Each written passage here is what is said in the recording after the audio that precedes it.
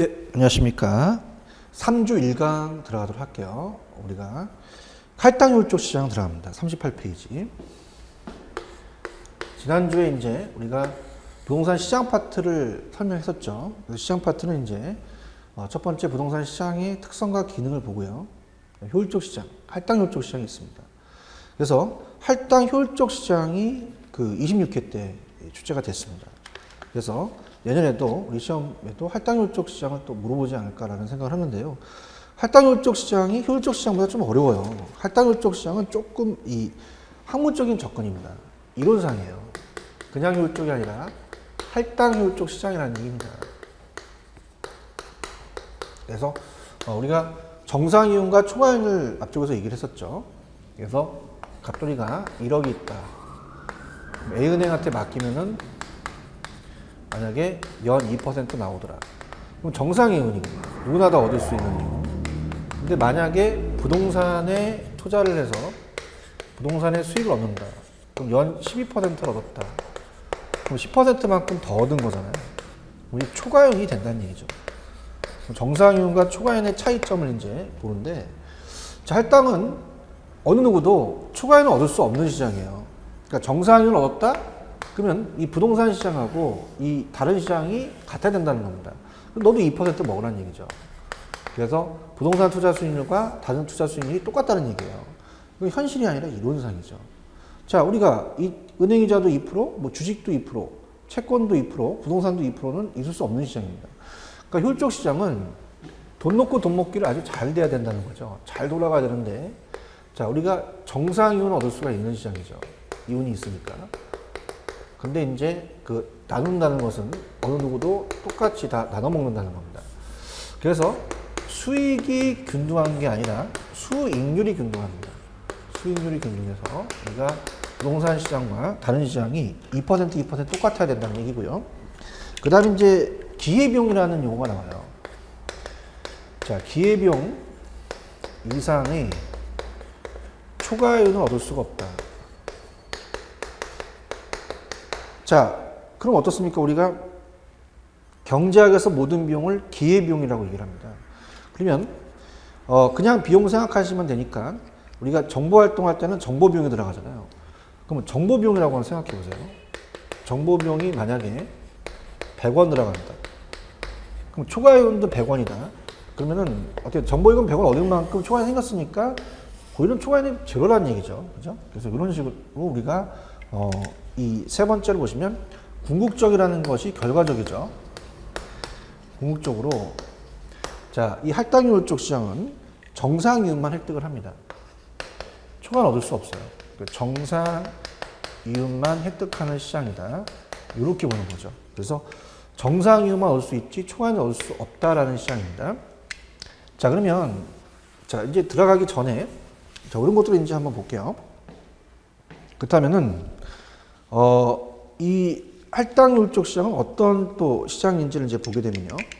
자, 조금 우리가 넓혀간다면 정보 가치와 정보에 대한 비용을 얘기를 해볼게요.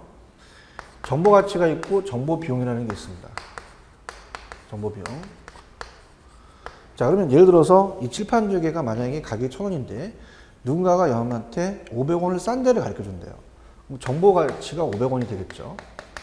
근데 만약에 정보 비용을 100원만 달라고 한다. 그러면 400원에 초과이윤을 얻었습니다. 자, 그럼 이거는 할당이지 못하다는 얘기죠. 초과이윤이 있으니까. 근데 정보 비용이 비싸서 만약에 500원까지 올라갔다가 봐요. 500원에서 500원을 빼게 되면 초과이윤이 제로니까 할당이 될 수가 있다는 얘기입니다. 그러면 고로 정보 가치와 정보 비용이 같으면 할당효율적일 수가 있다라는 얘기예요. 할당일 수가 있다. 그래서 앞쪽에서 이제 우리가 안전 경쟁과 불안전 경쟁을 배웠죠. 그래서 안전한 경쟁 시장, 이론 시장이었고, 그 다음에 불안전 경쟁 시장이 있습니다. 불안전 경쟁 시장. 완전한 경제 시장은 정보가 완전하다 보니까 정보 비용이 존재하지 않습니다. 그럼 정보 비용이 제로라는 얘기거든요. 그럼 정보의 가치도 있을 수가 없어요. 그건 당연히 항상 할당일 수밖에 없죠. 할당율 쪽이 될 수밖에 없습니다. 그런데 불안전 시장은 정보 비용이 존재하죠. 100원, 100원 존재합니다. 자, 그럼 100원, 100원 존재하더라도 정보 가치가 만약에 500원이다. 그러면은 어떻게 돼요? 400원의 초과인이 발생했으니까 할당이지 못하죠. 근데 만약에 정보 가치도 우리가 100원이고 정보 비용도 100원이다. 그럼 얘도 할당일 수가 있다는 얘기예요. 그럼 불안정 경쟁 시장도 할당이 될 수가 있다는 얘기입니다. 그런데 할당이 될 수가 없는 경우가 있어요.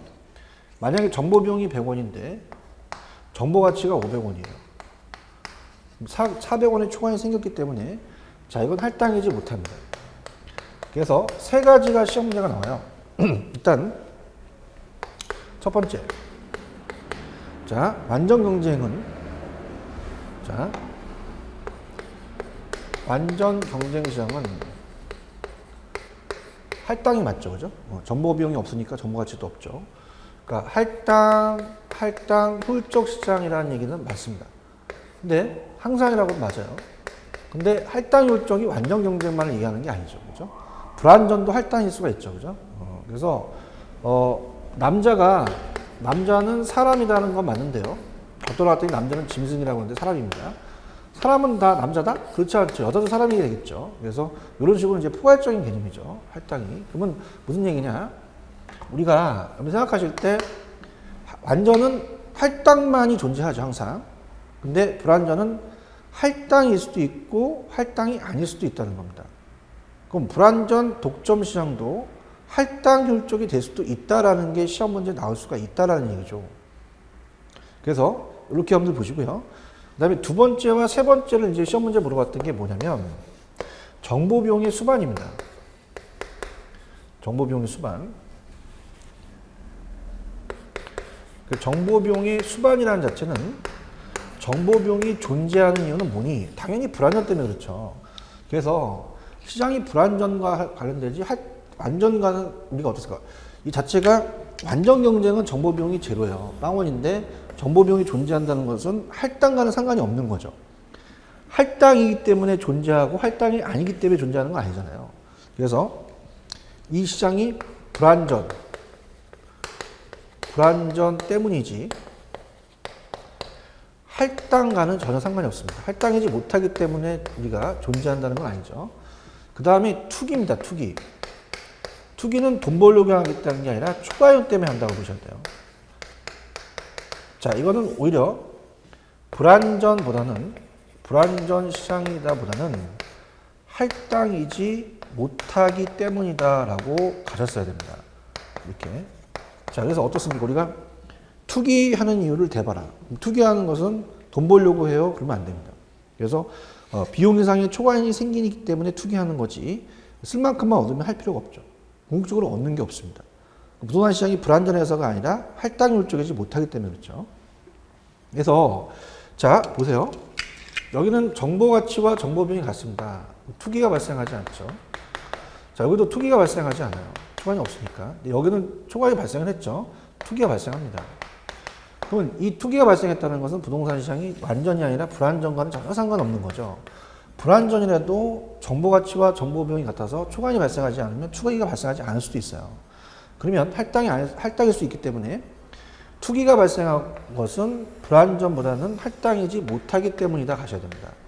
자, 그러면 편법으로 갑니다. 야매로 가는데 정보 비용의 수반에 비읍 들어가죠. 그러면 불안전과 관련돼요. 불안전을 찍으셔야 되고요. 그 다음에 투기와 초과에는 비읍이 들어가지 않습니다. 그러면 할당이지 못하기 때문이다. 이렇게 찍어보세요. 그러면 가볼게요. 좀 어렵습니다. 그래서 천천히 가보겠는데, 자, 우리가 38페이지를 보시죠. 그래서 이 자원이 효율적으로 배분이 할당이 이루어지는 시장을 말합니다.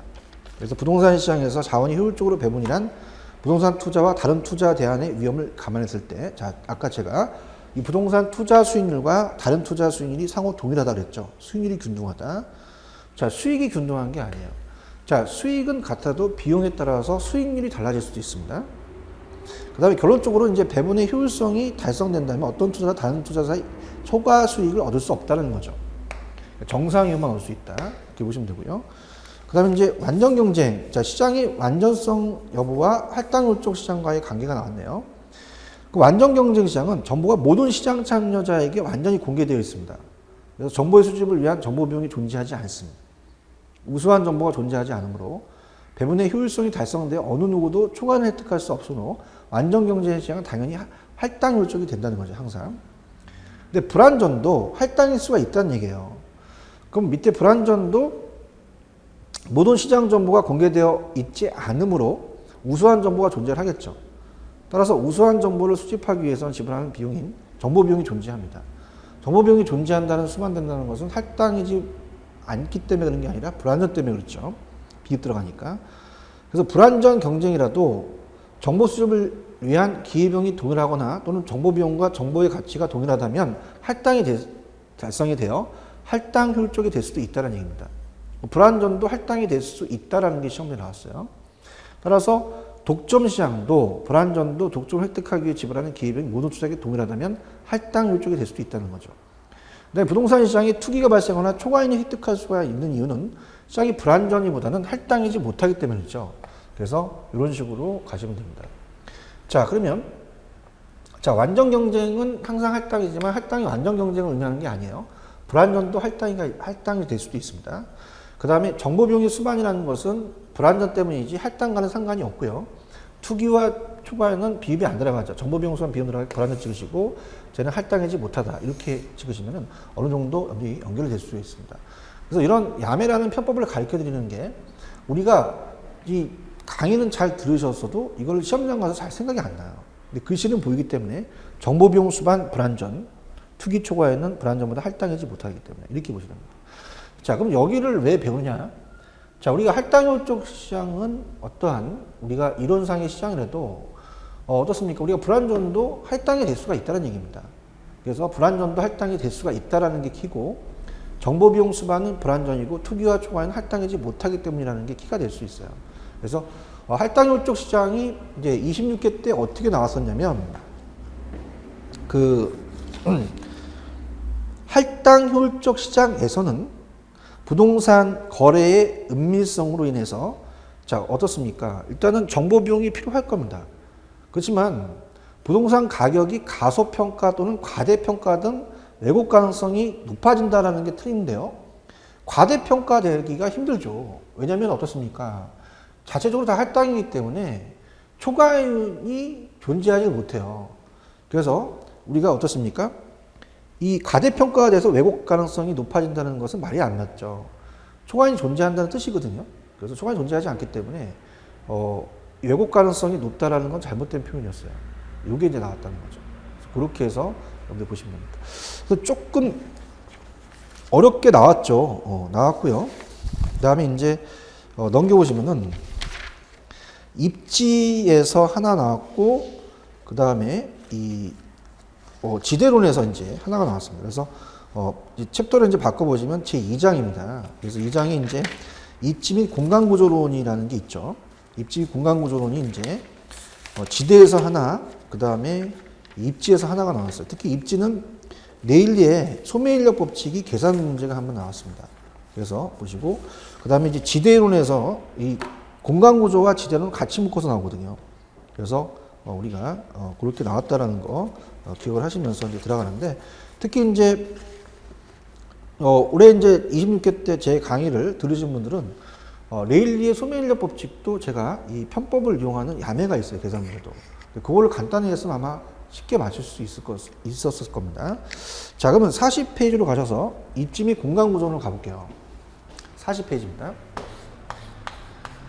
자, 먼저 입지론을 이제 말씀을 드리면, 입지론은 문제가 한 문제에서 한 두 문제입니다. 근데 계산 문제가 하나가 나왔다는 거죠.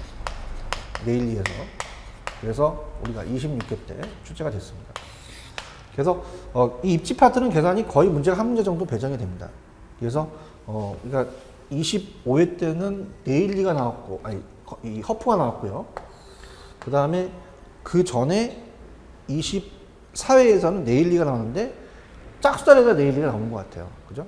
이제 27회 때는 이제 허프인데, 허프보다는 전 이제 컨버스라는 학자를 계속 찍었는데 컨버스가 안 나왔죠. 그래서 컨버스 이론이 나올 수가 있는데, 자, 입지론이 파트로 갑니다. 그래서 입지라는 것은 그냥 40페이지에 나와 있는 거는 그냥 간단하게 보세요. 자, 입지라는 것은 경제 활동의 주체가 차지하고 있는 위치 장소는 입지 주체가 자리 잡는 자연적 인문적 위치는 움직이지 않습니다. 정적이죠. 공간적인데, 자, 입지 선정이라는 것은 효과적 부동산 활동을 위해서 최적의 입지를 결정하는 입지 주체가 추구하는 입지 조건을 갖춘 토지를 발견하는 작업이에요. 움직이니까 동적이고 공간적이고 시간적이겠죠. 그렇게 해서 그냥 가볍게 보시고요. 자, 만약에 입지 선정이 전문성이 요구되는 이유는 뭐냐면, 자, 생각해 보세요. 만약에 이 공원 옆에 쓰레기 밀입장, 아파트에 공원이 있으면 값어치가 올라가는데 공동묘지나 쓰레기 밀입장이 들었으면 값어치가 떨어지죠. 그러니까 잘못 입지 결정이 돼버리면 다시 옛 상태로 돌아가기가 어려운 비가역성 때문에 전문성이 또 요구됩니다. 그 다음에 입지 선정에 잘못이 있으면 경영상의 낭비를 초래하기 때문에 입지 선정이 상당히 중요하다고 볼 수가 있어요. 그래서 자, 입지론이라는 자체가 출제 빈도가 낮은 이유를 말씀을 드리면, 자, 이 이론이 19세기와 20세기 이론입니다. 지금 21세기를 달리기 때문에 현실과 부합하진 않아요. 그래서 우리가 이제 입지 파트가 상업 입지와 주거 입지로 나눕니다. 그래서 산업 입지와 주거 입지. 자, 산업이 먼저 발달한 나라, 이 지역은 서양이죠. 동양은 주거 입지입니다. 뭐 명단 자리 찾거나 풍수지리 같은 거죠. 그러면 어떻게 돼요? 여러분 생각하실 때 이 주거 입지는 더욱더 이 명단이나 이 풍수지리 같은 거는 검증이 안 됐다는 거죠. 그래서 주거 입지는 거의 뭐 출제가 안 된다라고 볼 수도 있습니다. 근데 이제 그래도 최적 주거 입지 정도는 봐주셔야 되기 때문에 우리가 입문서에 넣어놨고요. 그러면 거의 산업 입지에서 시험자 나와요. 산업은 1차와 2차와 3차 산업은 아닙니다. 자, 1차는 농업입지론입니다. 그래서 튜넨이라는 학자가 있고요. 튜넨이 있고, 자, 2차는 공업입지입니다. 그래서 베버랑 레시라는 학자가 있어요. 두 학자에 의해서 공업입지론이 성립이 되고요. 상업입지론이라는 게 중요하죠. 상업입지론. 그래서 서비스죠. 서비스. 그래서 보통 요즘은 3차 산업이 잘 나옵니다. 그래서 자, 크리스탈러. 그 다음에 26회 때 계산 문제가 나왔던 네일리. 그 다음에 25회 때 계산 문제 우리가 어떻습니까? 25회 때 나왔던 게 허프입니다. 이 세 학자들이 이제 시험 문제 잘 나온다는 얘기죠. 그래서 암기하는 방식은 그냥 재밌게, 자, 1차니까 농업은 1차입니다. 그러면서 한 명이죠. 한 명이니까 2차니까. 공업은 2차입니다. 두 명이죠. 자, 상업입지론은 3차입니다. 3명이 된다. 이렇게 해서 우리가 한다면 좀 암기 기법이 되겠죠. 그래서 처음에 나오는 게 주거 입지가 좀 출제 빈도가 낮기 때문에 여기 그냥 간단하게 보겠습니다. 그래서 주거의 입지 선정, 주택 서비스의 가격과 교통비용에 의해서 결정이 된다. 그러면 최적 입지는, 최적의 주거 입지는 한계 교통비용과 한계 주거 비용이 일치하는 경우인데요. 자, 우리가 주거지의 입지 선정입니다. 그래서 우리가 40페이지 주거지의 입지 선정은 그냥 가볍게만 보세요. 만약에 이제 그래프가 여기가 이제 금액, 비용이죠. 원이고요. 자, 이건 이제 도심에서 외곽으로 이제 봅니다. 도심에서 외곽.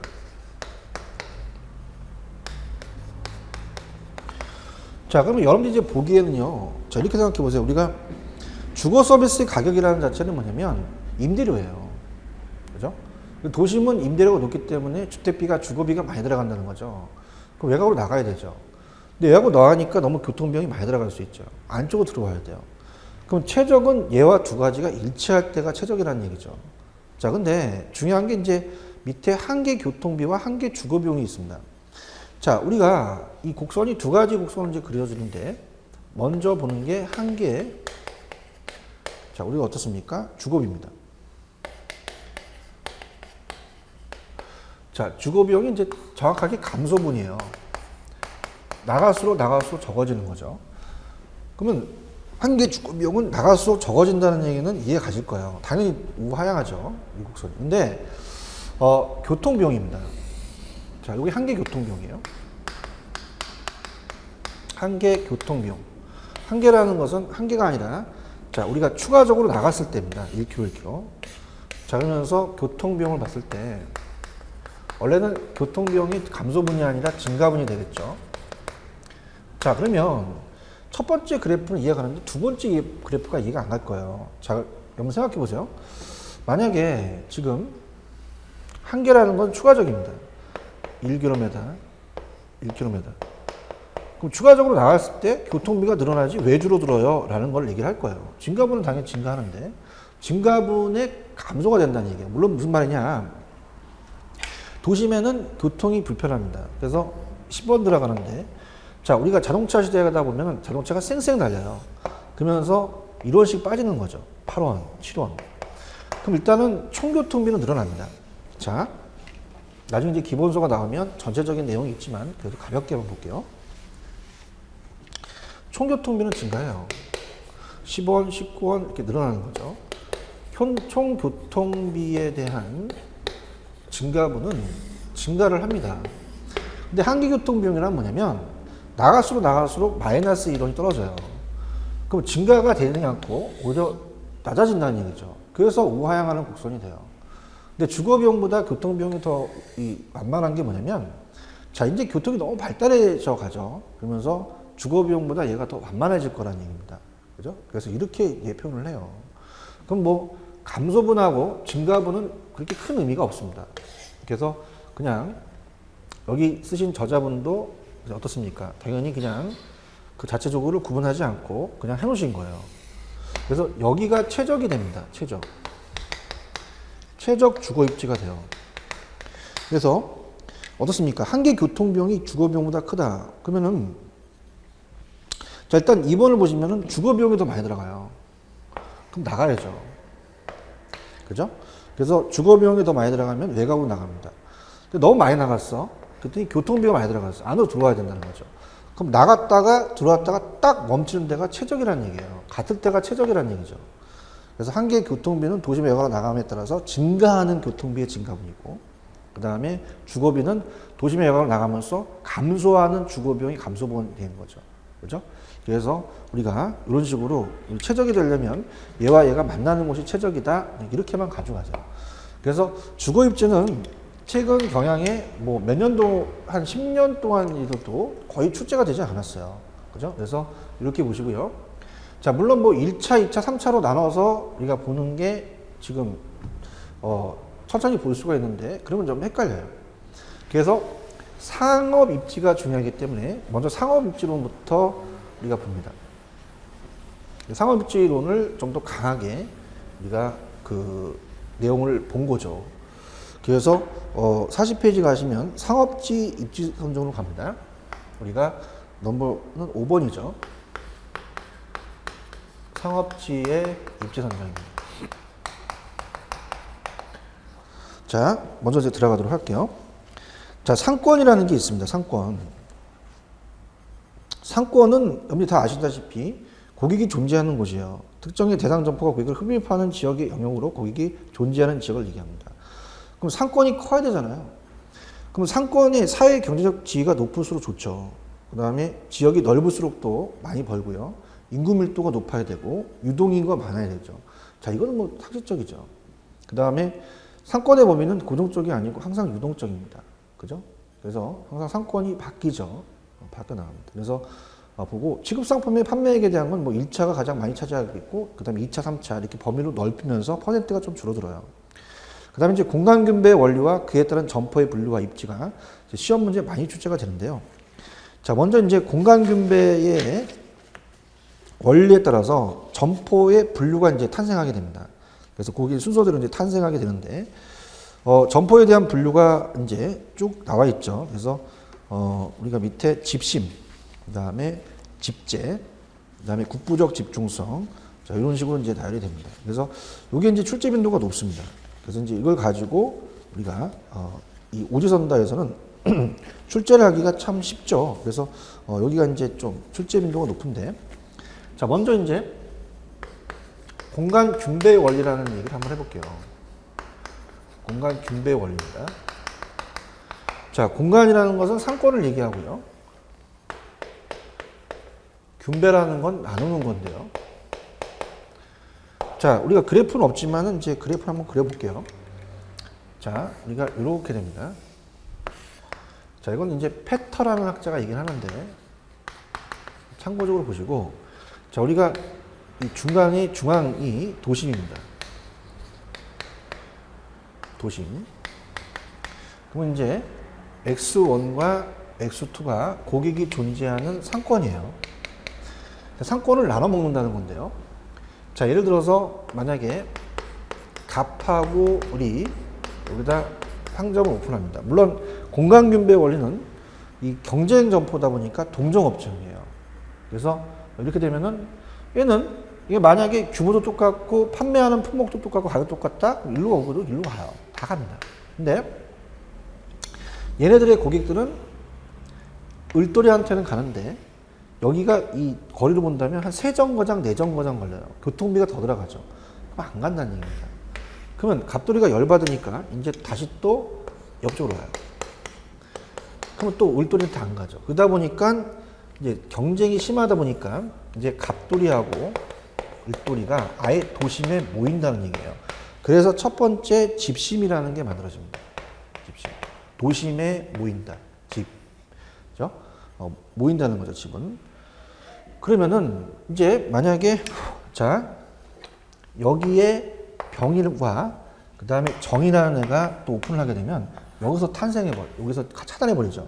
그럼 여기 있는 애들이 또 튀어나간다는 겁니다. 그래서 이걸 이제 우리가 거기 보시면 분산입지라고 하죠.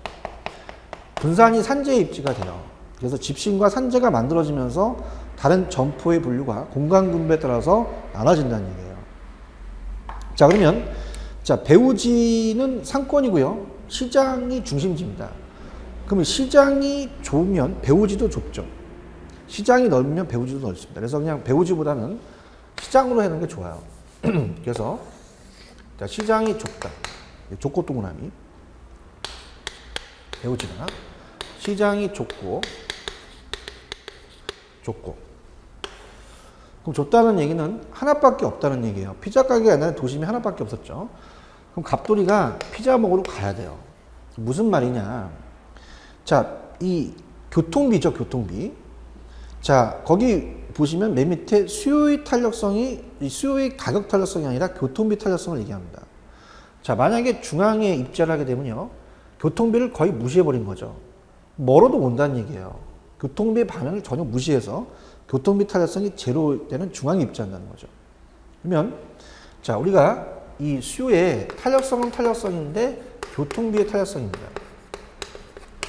탄력성이 어떤 경우에요. 지금 거기 보시면은 작은이라고 돼 있죠. 작은. 그럼 작은 애 동그라미. 그럼 집심 입지를 합니다. 도심에 모인다는 거죠. 그래서 갑돌이가 이제 만약에 도심에 피자 가게가 있으면 교통비가 뭐 예를 들어서 자동차로 가게 되면 뭐 한 2만 원, 3만 원 나오고 뭐 택시를 타더라도 그렇게 나오고 뭐 우리가 어떻습니까? 그렇게 되면 자가용을 이용했을 때 얘기를 해볼게요. 그러면 뭐 피자는 뭐 한 15,000원인데 그걸 2만 원 주고 사 먹으려면 굉장히 어렵잖아요. 그래도 간다는 얘기예요. 그러니까 가격이 오르더라도 가격이 올라더라도 피자가 뭐 3만 원, 4만 원, 5만 원 되더라도 이 어떻습니까? 자체적으로 어떨까? 교통비가 많이 들어가도 간다는 얘기죠. 교통비가 많이 들어가도 안 줄인다는 얘기죠. 그래서 교통비 탄력성이 오히려 작은 경우죠. 근데 시장이 넓습니다. 이제 피자 가게가 도심 밖에 있는 게 아니죠. 피자가 막 여러분들이 어때요? 엄청나게 경쟁이 심하죠. 우리가 많이 분포되어 있잖아요. 산재되어 있습니다. 그래서 분산되어 있죠. 그럼 시장이 넓어요. 시장이 넓고에 동그라미 외쳐보세요. 넓고 야매도 있긴 합니다. 가르쳐 드릴 테니까 넓고. 그러면 어떻습니까? 우리가 만약에 갑돌이가 도심까지 너무 멀어. 교통비 많이 들어가. 그럼 교통비가 만약에 예를 들어서 2만 원인데 5만 원 들어가. 아예 안 가. 왜? 집 앞에서 사 먹지. 가기를 안 한다는 거예요. 그러면 반응이 있다는 얘기예요. 수요 교통비 탄력성이 오히려 작은 경우가 아니라 큰 경우입니다. 큰 경우는 크면 자, 큰 경우는 우리가 산재나 분산이죠. 산재나 분산이다. 그래서 타격성이 아예 제로면은 중심지에서도 간다는 얘기입니다. 교통비를 무시한다는 얘기죠. 근데 교통비 굉장히 반응을 한다? 그러면은 집심이 아니라 산재가 돼 있다는 얘기죠. 그래서 그런 식으로 가시면 돼요. 그럼 자, 요거를 여러분이 굉장히 어렵단 말이에요.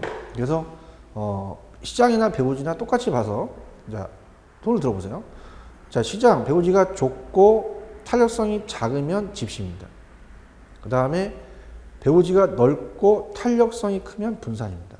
이렇게 가져가야 돼요. 어머, 교수님, 그것도 힘들어요. 라고 한다면, 자, 우리가 족고에 지읒 들어갑니다. 제가 쓴 책은 아니지만, 우리가 어떻습니까? 먹힌다는 얘기예요. 작은 에 지읒 들어가죠. 집심에도 지읒 들어가요. 이렇게 해서 좁고 작은 집심, 이렇게 해도 가져가셔야 됩니다. 그러면 이거에 따라서 집심 입지와 산재 입지가 발생이 된다는 얘기예요. 그럼 도심에 모인다. 그 다음에 산재, 그죠? 우리가 어떻습니까? 흩어질 산자죠. 쟤는 동일업종입니다. 동일업종끼리 흩어진다는 얘기예요. 그래서 자, 어떤 게 이제 튀어나오냐면 먼저 집심이라는 집심성 점포가 나오죠. 집심은 도심에 모인다는 거죠. 모인다. 그래서 우리가 배우집, 상권 중심지에 있어야 유리합니다. 그래서 어떤 거겠어요? 백화점이 외곽에 있으면 안 되잖아요.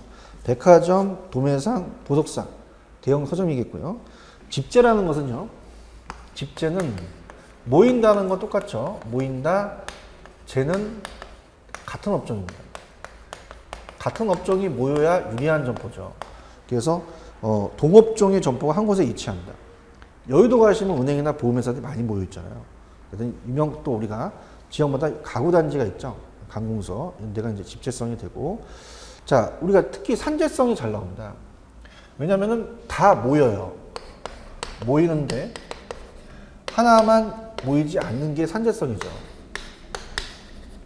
흩어질 산자입니다. 그래서 동일업종끼리 흩어진다는 얘기죠. 그래서 어떤 게 있냐면 한 곳에 위치한 불리함으로 분산입지입니다. 잡화점이나 어물점, 그 다음에 어떻습니까? 과자점, 이발소, 그죠? 그래서 이제 어떻습니까?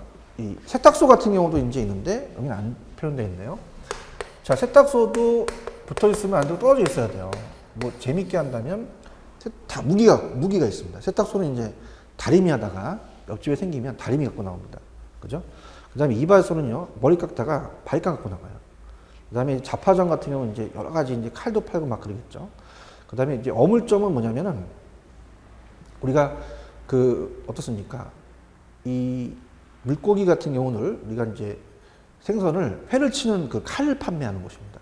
그죠? 그래서 그런 것들, 횟감들은 그래서 그런 것들도 이제 무기가 있으니까 그렇고, 뭐 과자점은 무기가 없지만 그래도 이런 식으로 이제 산재성을 암기하시면 돼요. 세탁소가 잘 나온다는 거. 근데 이제 이것만 흩어지기 때문에 얘가 이제 물어볼 수가 있고요. 국부적이라는 것은,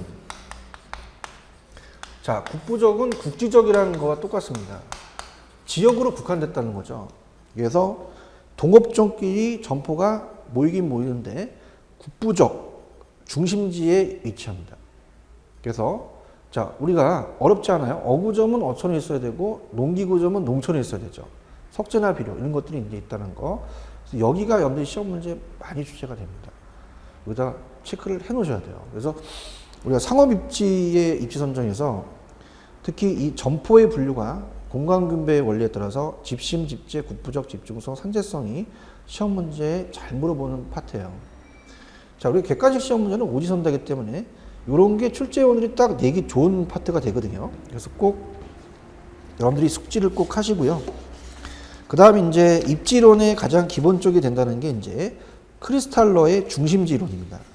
그래서 중심지 이론이 우리 가장 기본이 되는 이론으로서 크리스탈러 이론을 먼저 배우셔야 돼요. 그래서 크리스탈러 이론을 이제 들어가겠는데 상업 입지론으로 이제 본격적으로 이제 들어가는 거죠. 그래서 크리스탈러의 중심지 이론이 있고요. 허프에 대한 중심지 이론이 이걸 이제 또 반대한 이론인데요. 본격적으로 이제 상업 입지론으로 들어가도록 할게요.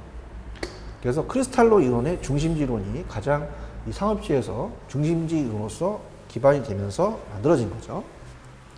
합니다. 자, 페이지는 41페이지입니다. 그래서 상업지로는 3차 산업이기 때문에 3명이 중요하다 그랬죠. 그래서 크리스탈러, 그냥 제가 크시라고 할게요. 중심지론을 전개합니다. 중심지론. 그래서 자, 여기는 이제 재화의 도달거리와 최소 요구치가 그냥 나와 있죠. 그래서 이 크리스탈러는 독일의 지리학자입니다. 독일 남부 지역을 관찰하면서 거기서 육각형 벌집 모양을 발견하면서 중심지론을 전개한 거죠. 그럼 최소 요구치와 재화의 도달 범위가 내용이 안 나와 있기 때문에 제가 이제 그걸 이제 설명해 드리면, 자, 어떻습니까? 여기는 이제 인문서다 보니까 내용이 안 나왔죠. 자, 그러면 이렇게 되는 거죠. 자, 우리가 지금 중심지가 있습니다. 시장이죠. 자, 학원이 이제 우리가 만약에 중심지라고 봐요. 그래서 점포입니다. 그러니까 상업지가 되겠죠. 그 중심지하고 아까 나왔던 배후지는 용어가 틀립니다. 배후지는 상권을 얘기하거든요. 배후지는. 그래서 자, 중심지와 배후지의 용어 정리가 달라요. 그러니까 배후지라고 하는 것은요. 자, 배후지는 상권을 얘기합니다. 고객이 존재하는 곳을 얘기하거든요. 그래서 우리가 중심지는 배후지한테 재화와 서비스를 제공합니다. 그럼 여기가 학원이 중심지고 만약에 여기 학원을 다니신다? 그럼 이 지역의 상권이 바로 배후지가 되는 거죠. 그럼 저는 재화 서비스가 아니라 재화가 아니라 서비스를 이제 제공하는 거죠. 그러면 우리가 만약에 이 슈퍼를 갑돌이가 차린다. 그러면은 최소한 나눠줘야 할 인원수가 있습니다. 자, 요거를 최소 요구치라 그래요. 자, 그래서 나중에 이제 기본소가 나오면 최소 요구치는 특정 기능을 유지하기 위해서 필요로 하는 최소한의 인구수를 말합니다. 그러면 100명 정도 와줘야 될 인구수를 보고 거리를 잴 수가 있다는 얘기죠. 근데 더 와줘야 돼요. 자, 요게 이제 재화의 도달거리가 돼요. 그러면 재화의 도달거리는 짜장면 배달거리라고 생각하시면 돼요. 자, 우리가 중국집에 가게 되면 우리 부동산에 가면은 지도가 있듯이 중국집에도 지도가 크게 있어요. 그래서 배달에 대한 그 거리가 있습니다. 그죠? 여러분이 만약에 어떻습니까? 서울에서 부산으로 부산 서면에 이제 중국집에 전화를 해가지고 여기요 짜장면 10그릇하고 탕수육 7그릇 그 다음에 팔보채 3그릇 갖다 주세요. 어딘데요? 서울인데요? 명 하면 주려고 하겠죠. 그럼 짜장면 배달 거리가 있어야 된다는 겁니다. 재화의 도달 거리는 자, 우리가 사람들이 통행하겠다는 최대 거리를 얘기를 해요. 그래서 나중에 이제 뭐라고 나오냐면 특정 재화나 서비스를 얻기 위하여 사람들이 통행하는 최대 거리를 얘기를 해요. 자, 그래서 만약에 이게 뭐 이마트다, 홈플러스다, 롯데마트다 라고 한다면 대형마트잖아요. 그럼 대형마트는 예를 들어서 지금 서울의 우선동에 있는 이 이마트가 전국을 다 커버하지는 않습니다. 그래서 가겠다는 재화의 도달 거리가 있어요. 그러면 100명이 와줘야 되는 게 아니라 더 와줘야 되죠. 그러니까 중심지가, 자, 이게 제일 중요합니다. 중심지가 성립이 되려고 그래요. 성립 조건은 재화의 도달 거리가 더 커야 됩니다.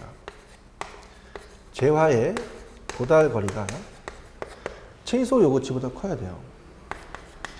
이게 이제 시험 문제 직결에서 나와요. 커야지만 중심지가 성립한다는 거죠. 자, 근데 만약에 우리가 성립 조건이 돼서 성립이 되는데 최소 요구치가 크다. 그러면 안 되죠. 성립되지 못합니다. 이거는 뭐 돈을 이제 까먹는 거죠. 그럼 항상 학교로는 이제 요구가 나오면 요구는 작아야 된다는 거. 그래서 이렇게 보시면 됩니다. 그래서 밑에 이제 해설을 보시면은 중심지의 형성 과정은 재화의 도달거리 범위가 최소 요구치보다 커야 됩니다. 중심지가 형성이 되고요. 점포가 살아남을 수 있고, 재화의 도달거리가 최소 요구치보다 작으면 중심지 형성이 불가능하다는 거죠. 자, 이렇게 얘기하는 학자가 이제 크리스탈러예요. 자, 크리스탈러는 이제 중심지가 하나가 아닌 다수 중심지가 좋다 이렇게 얘기하면서 중심지에 대한 유형을 자, 3가지로 나눕니다. 그래서 3가지로 고차 중심지, 그 다음에 중차 중심지, 저차 중심지로 나눠요. 자, 그래서 재밌게 이제 구멍가게다. 우리 집 앞에 구멍가게는 저차가 되고, 좀 나가면은 중형마트가 있고요. 또 나가면 대형마트가 있죠. 자, 그럼 어떻습니까? 우리 집에 가까운 게 구멍가게지만 대형마트가 멀지만 규모도 크고 더 기능이 다양해요. 자, 구멍가게 가갖고 아이쇼핑이 가능합니까? 큰일 나죠. 근데 대형마트 가서는 아이쇼핑 할 수 있죠. 자, 참고적으로 구멍가게 가서 어떻습니까? 여러분들이 시식 같은 거 하게 되면 경찰에 신고합니다. 막 뜯어먹으면 뭐예요? 시식해요. 큰일 나죠. 대형마트는 어떻습니까? 한 끼가 해결되는 거죠. 그래서 처음에 이제 저 같은 경우는 고기부터 가서 배도 채우고, 그 다음에 이제 어떻습니까?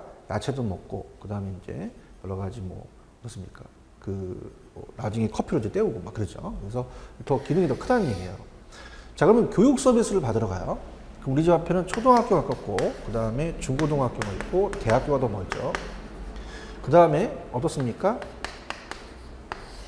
우리가 이 행정 서비스를 받으러 갑니다. 지금 서울이라면 서울에는 시청이 하나밖에 없죠. 동사무소는 많고, 동사무소는 가깝고, 그 다음에 구청이 있습니다. 그래서 서울에는 시청이 하나밖에 없기 때문에 중심지 수는 하나밖에 없어요. 고차는. 그래서 자, 저차에서 고차로 갈수록 피라미드형이죠. 중심지 수는 적어집니다. 그래서 그런 식으로 여러분들이 보시면 돼요. 자, 그러면 이제 그걸 설명했기 때문에 기억서부터 비유법까지가 이해 가실 겁니다. 천천히 가면은 중심지의 수는 저차 중심지에서 고차 중으로 갈수록 제가 적어진다고 말씀을 드렸고요. 중심지 간의 거리는 저차에서 고차 중심지로 갈수록 더 멀어지겠죠. 고차가 더 멀으니까. 인구가 많이 증가하고 소득이 향상이 되면 경쟁이 또 심해지니까 중심지가 많이 생기니까 간격이 또 좁아지겠고요. 자, 고차가 또 다양한 복잡한 기능을 수행하죠. 그죠? 그 다음에 어떻습니까? 저차는 단순한 기능을 수행하겠고요. 그 다음에 아까 고차는 대형마트고 저차는 이제 구멍가게고 이렇게 생각하시면 되고요. 그 다음에 교육 서비스를 본다면 대학교가 더 고차니까 다양한 복잡한 기능이 있고 초등학교 단순한 기능이죠. 그 다음에 중차에 포용하는 저차가, 자, 우리가 중형마트가 옆에 저차가 있을 수도 있어요. 근데 고차로 간다, 대형마트로 갈수록 그 대형마트가 끌어당긴 힘이 강하기 때문에 갈수록 줄어듭니다. 그래서 요거 중요해요. 오늘이 기역번하고 미음번을 생각해 보세요. 자, 저차에서 고차로 갈수록 적어진다는 겁니다, 수가. 그 다음에 또 마찬가지로 중차에 포용되는 저차도 고차로 갈수록 줄어든다는 거죠. 그래서 점점 줄어든다는 게 중요합니다. 적어진다, 늘어난다 그러면 안 되겠죠. 자, 교통이 발달하면 나는 구멍가게 안 가고 우리가 고차로 가겠어요. 왜냐면 허프는 이제 다목적 구매형이라는 걸 얘기를 한 게 뭐냐면, 자, 어떻습니까? 가까운 구멍가게는 여러 가지 살 수 없죠. 근데 대형마트 같은 경우는 어때요? 고차는 예를 들어서 일용품만 파는 게 아니라 소매품도 팔아서 우리가 가구라든지 냉장고도 팔 수가 있어요. 그렇기 때문에 우리가 교통이 발달하면 저차의 중심지는 쇠퇴가 되고 고차로 많이 발달된다는 겁니다. 자, 이런 이론들이 이제 우리가 크리스탈로 이론이기 때문에 오지선다에서 이걸 숙지하고 계셔야 됩니다. 그러면서 이제 약간 얘는 거시적이다. 크리스탈로는 거시적인 이론이다. 이렇게 됩니다.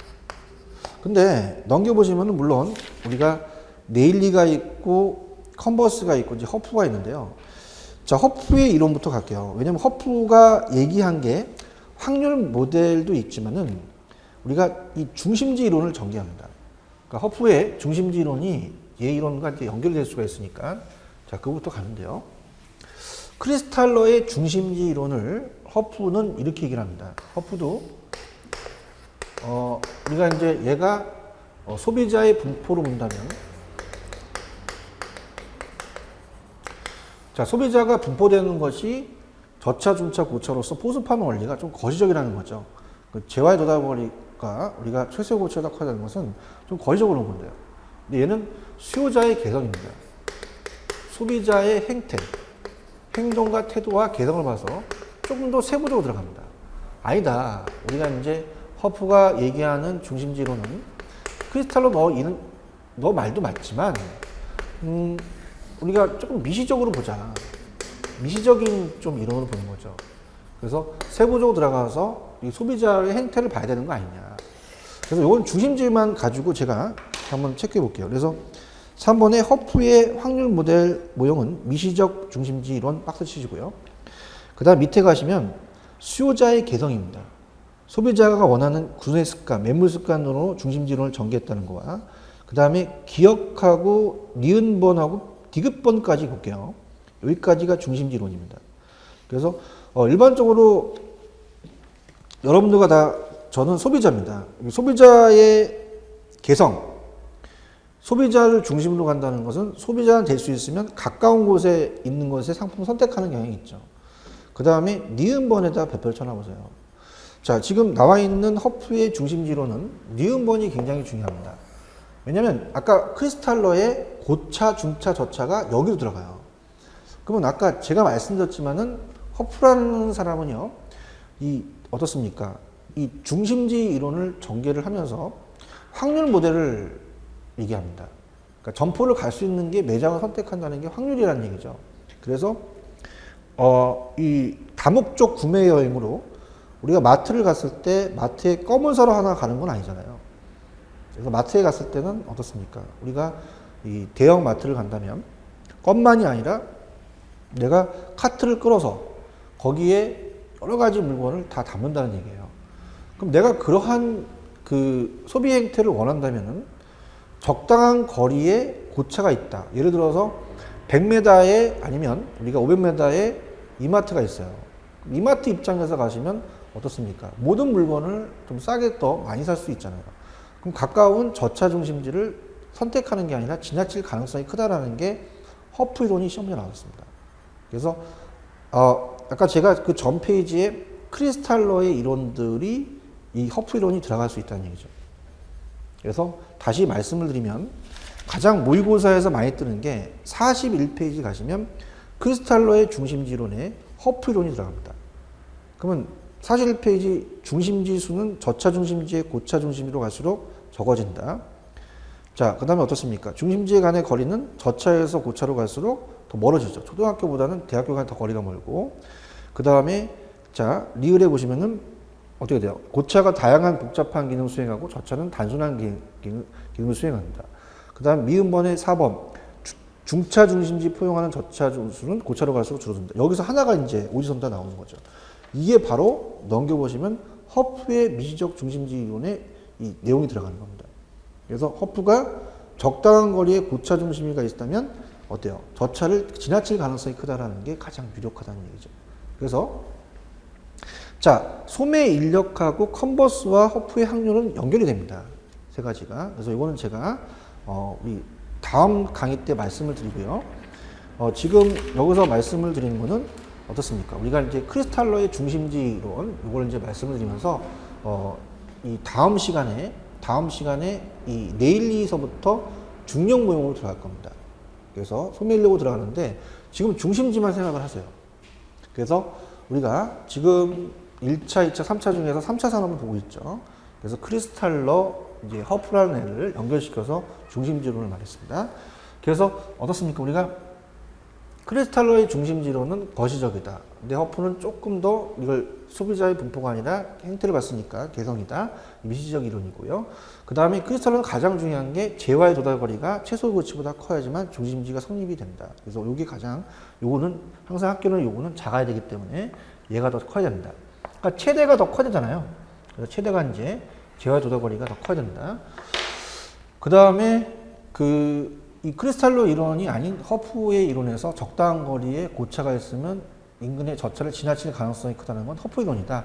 그렇게 설명하시면 됩니다. 그래서 그렇게 염리 이해를 하시고, 그래서 중심지론은 이렇게 머리를 쓰세요. 그래서 크리스탈러와 허프가 있더라. 크리스탈러가 먼저 나와서 중심지론을 전개해서 허프라는 사람이 얘기를 했더라. 이렇게 해서 연결을 시켜주시면 됩니다. 그래서 중심지의 형성 과정이 크리스탈러예요. 중심지의 형성 과정을 얘기를 했고, 우리가 어떻습니까? 중심지 간의 상호작용이라는 걸 이제 42페이지로 가시면 네일리입니다. 네일리가 26회 때 계산 문제가 나왔다 그랬죠. 그래서 제가 또 계산 문제의 또 편법을 또 가르쳐 드렸는데, 이 나와 있는 그 공식이라든지 이런 것들은 나중에 이제 계산 문제를 풀면서 말씀을 드릴 거예요. 그래서 이 공식은 너무 이렇게 여기 신경 쓰지 마세요. 그래서 다음 시간에 네일리의 소매 인력, 그 다음에 컨버스의 분기점, 네, 흡수의 확률 모형으로 세 가지를 연결시켜서 다음 시간에 가서 얘기하도록 할게요. 자, 이번 시간은 여기까지 하고 다음 시간에 뵙겠습니다. 자, 됐습니다.